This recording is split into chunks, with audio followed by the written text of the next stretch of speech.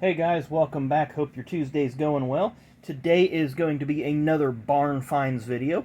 About a week or so ago, I did one of these videos and showed you some items, some collectibles that I've had for over the years that I pulled out of my shed recently. I wanted to kind of get them in, get it accounted for, make sure that they were in good condition, maybe eventually move some of these down the road.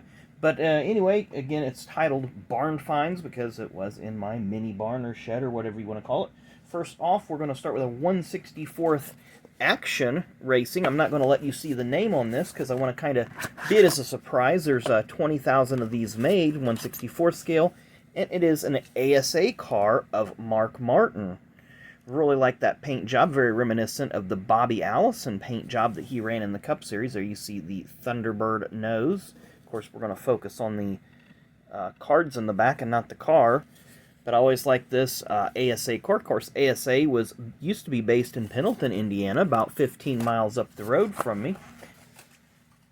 Then their headquarters burnt down, and then they got relocated, and I can't remember where they relocated to after they ended up shutting down their national series in 2004, I believe.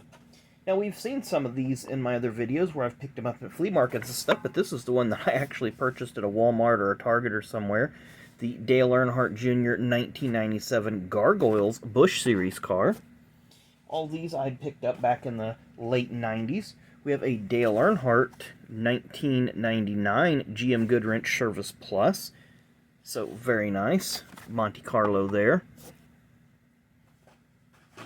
Who else do we have down here? We have I'm going to guess it's Hut Strickland, Circuit City's Racing Champions NASCAR 50th anniversary. There you see Hut Strickland's name on the roof. Picked that one up somewhere. Not sure where I picked these up. Again, probably Walmart, Target, Meijer, etc. This is a Lifetime Series. Yeah, it's a Winter Circle. Does it say Lifetime Series? But it's the no, it's not. It's the preview. 1998 Goodwrench Monte Carlo preview. Of course, this is the year that he won the Daytona 500.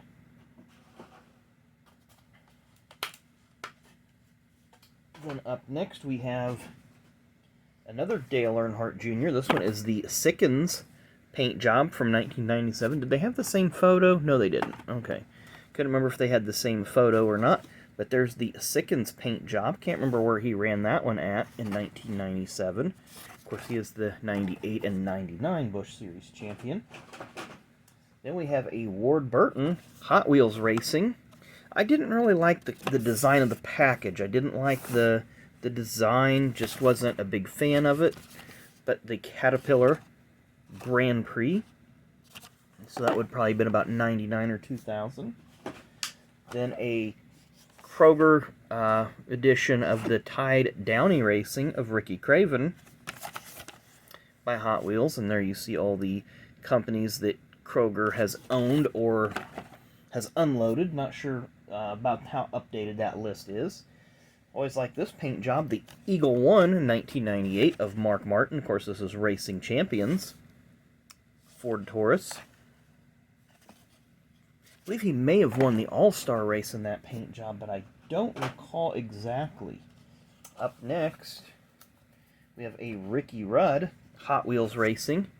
And this says Daytona 500 1999 edition, 25,000 production run. So Hot Wheels Racing, Ricky Rudd. A lot of Winter Circle stuff coming up here. Up next we have Ron Hornaday, Craftsman Truck Series winner. DEI, so there you see the Burger King and the Napa on this one. Starting to run out a little bit of room here. Up next is a Kyle Petty Hot Wheels Pro Racing. Of course, the packaging is shaped like a number 1. A little bit bent up, but no worse for the wear, being stored in a tub for 20 years. I'd probably be a little bent up too. Then up next is a Lifetime Series, 50th Anniversary Lifetime Series of Jeff Gordon, the 1994 DuPont Automotive Finishes Illumina. So there you see the Snickers on the deck lid. This would have been around the time he was winning the Coke 600 and the Brickyard. Don't see any Coca-Cola logos on there. They may not have had the rights to produce the Coke logos. Then we have another Racing Champions. This is the 96 edition Jeff Gordon. This one does have the Coca-Cola on the trunk lid. There you see Jeff looking out of his visor, 1996 edition. I see the pedigree and the Kellogg's and the GMAC. Nothing on the C post there, so that's a little strange. This one's a little bit older. This is from, looks like 1989, but it's an IndyCar.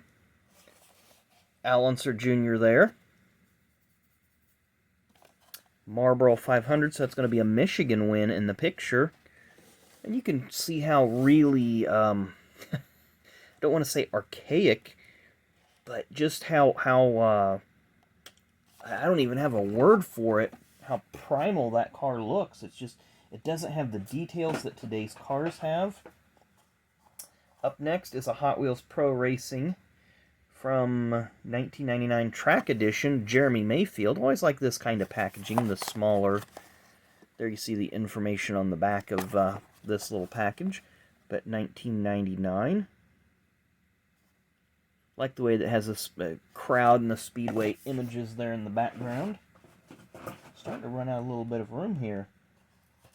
Up next is Action from 1999, a Casey Atwood 1/64 scale.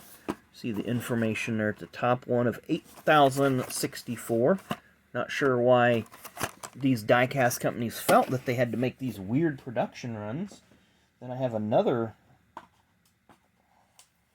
IndyCar from 1989 as well. This one is Al's rival, Michael Andretti, when he was driving for Newman Haas. See Eveready and Haviland, number 3. See Michael's picture there. Crude, that's the descriptor I'm looking for. Those were very crude IndyCar diecast compared to some of the ones that you can pick up today. They're still a little difficult to find, but they can be found. Up next is from 1997 Ford Thunderbird of Kenny Irwin Jr., one of his early starts. Car owner was listed as David Blair, but we know that this was a Robert Yates prepared car. He did start his career at Richmond by starting on the outside pole, leading some laps and having a top 10 finish.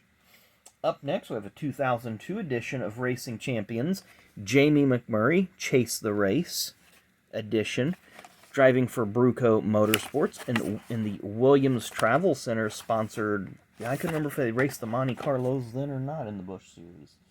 What else do we have here? A 1996 Revell Racing edition of Jeff Gordon. Again, there you see the Coca-Cola on the back, but this time they have Slick 50, and they have different. So I'm going to put the Revell and the Racing Champions here side by side, and you guys can kind of get a comparison. Even the color contrast, the paint job's different. They're both 1/64 scale cars. It's just really unique. Like, look, the Quaker State logo on the Racing Champions, they've written it out Quaker State. On the Revell, it's got the big Q. Let's look at the hoods here. Can we side-by-side the hoods a little bit? There we go. Just give you guys some compare and contrast to just two different die-cast companies back in the day. How very, very, very different they are. This one's kind of a unique one. I had a few of these and sold a few of these. I still may have a few left somewhere. Yeah, I do. So I may have to unload a couple of these or if people are interested in them, but they are Jimmy Johnson Busch Series Excedrin PM 1/64 scale cars from 2001. This is Excedrin PM. Of course, his car was burgundy the most of the year, or a red, deep red color, where he ran the Excedrin car. That is Excedrin PM, the nighttime Excedrin. Picked this one up just because it was unique and hadn't seen one.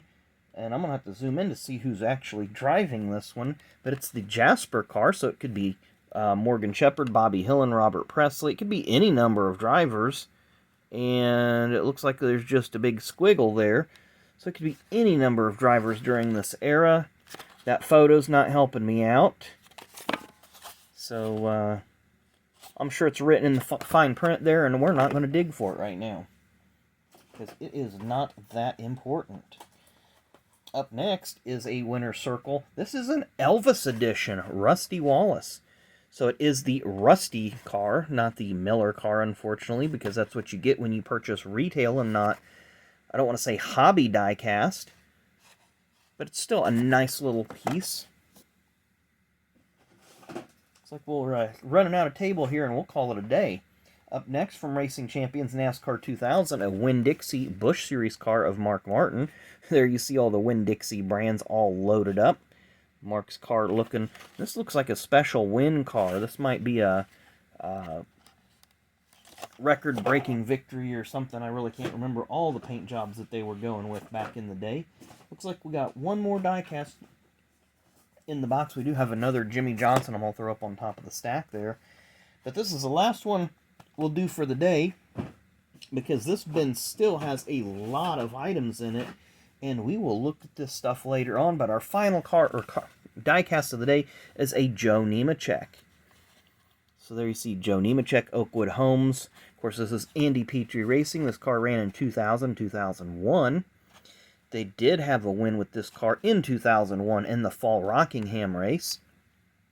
Led a lot of laps, did a couple poles, but just was overall just bad timing. They lost their Skoal sponsorship and just had difficulty with Oakwood Homes. Not saying Oakwood Homes was a bad company to work for, but it was just a bad time in the industry. So anyway, hope you guys enjoyed seeing part of my collection. This other stuff in here I'm going to have to go through. I can see some more die casts, some Winter Circle figures, etc., etc. And some of it's priced from where I've had it. Tried to sell some of it a long time ago, but maybe I'll try to sell it again.